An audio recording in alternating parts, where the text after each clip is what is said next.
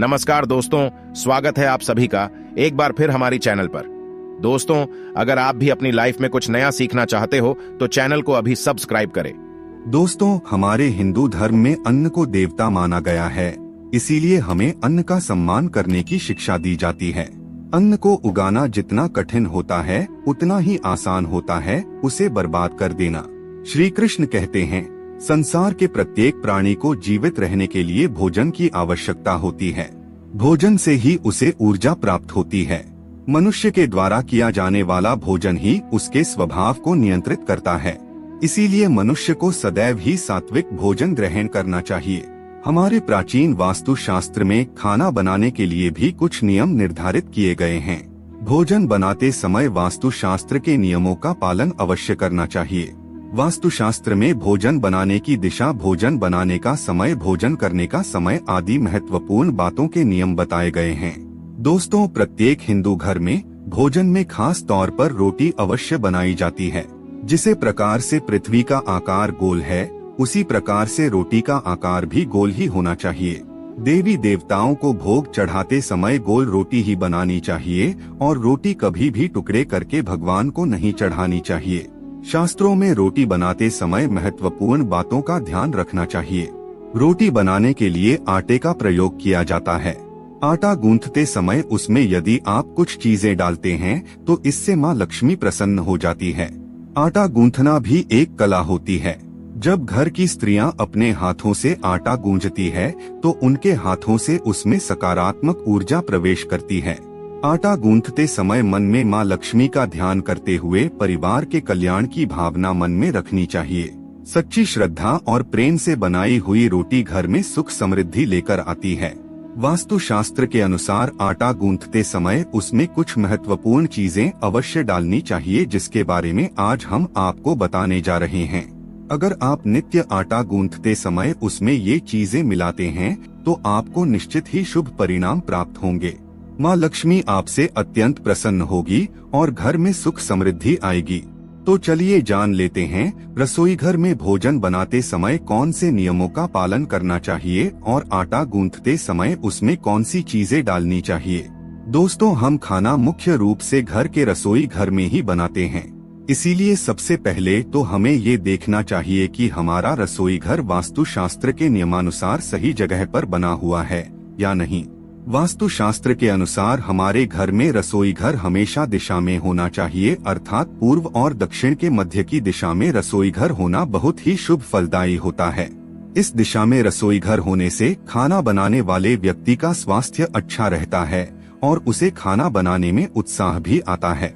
वास्तु के अनुसार अगर रसोई घर दक्षिण पूर्व की दिशा में हो तो माँ लक्ष्मी की कृपा बनी रहती है। साथ ही हमें इस बात का भी ध्यान रखना चाहिए कि हमें हमेशा पूर्व और उत्तर दिशा की ओर मुख करके भोजन ग्रहण करना चाहिए। इस दिशा में मुख करके भोजन करने से मनुष्य के जीवन में कभी दुर्भाग्य नहीं आता है।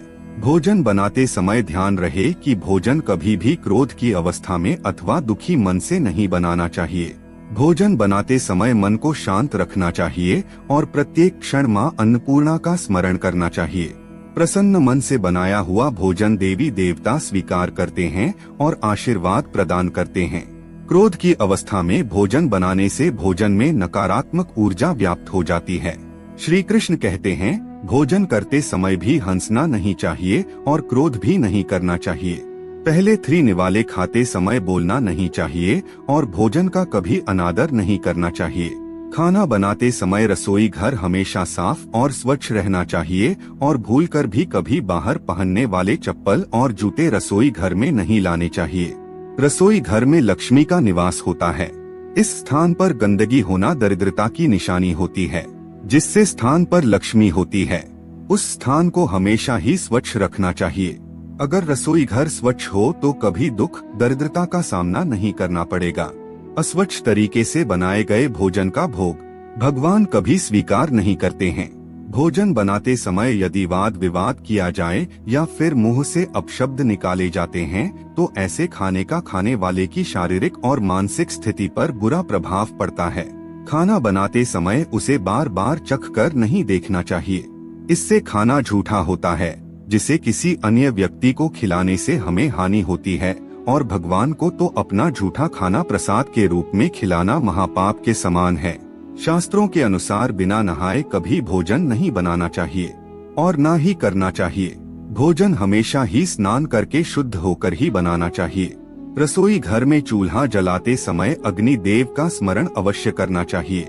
ऐसा करने से अग्नि देव प्रसन्न होते हैं और मनुष्य को दीर्घ आयु की प्राप्ति होती है। माँ अन्नपूर्णा का स्मरण करते हुए भोजन बनाने से घर में कभी भी अन्न और धान्य की कमी नहीं रहती है। वास्तु शास्त्र के अनुसार भोजन कभी भी टूटे फूटे बर्तनों में नहीं करना चाहिए। भोजन हमेशा ही स्वच्छ बर्तनों में करना चाहिए। हाथ पर लेकर रोटी कभी नहीं खानी चाहिए। रोटी को हमेशा बर्तन में रखकर ही खाना चाहिए। हाथ पर रखकर रोटी खाने से दुर्भाग्य आता है।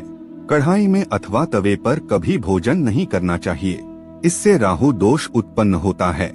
आइए अब हम जानते हैं आटा गूंथते समय हमें किन बातों का ध्यान रखना चाहिए और आटा गूंथते समय उसमें क्या डालना चाहिए जिससे माँ लक्ष्मी की कृपा हमें प्राप्त हो।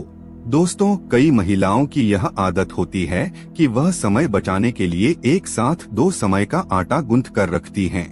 सबसे पहले तो ध्यान रखें कि कभी भी आवश्यकता से ज्यादा आटा मल कर ना रखें। गूंद कर रखा हुआ आटा घर में नेगेटिविटी लाता है। गूंद कर रखे हुए आटे से बीमारियों को आमंत्रण मिलता है।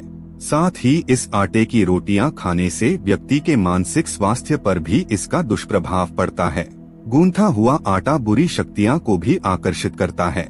इसीलिए जरूरत से ज्यादा आटा मल कर रखने से घर पर अशुभ प्रभाव पड़ता है।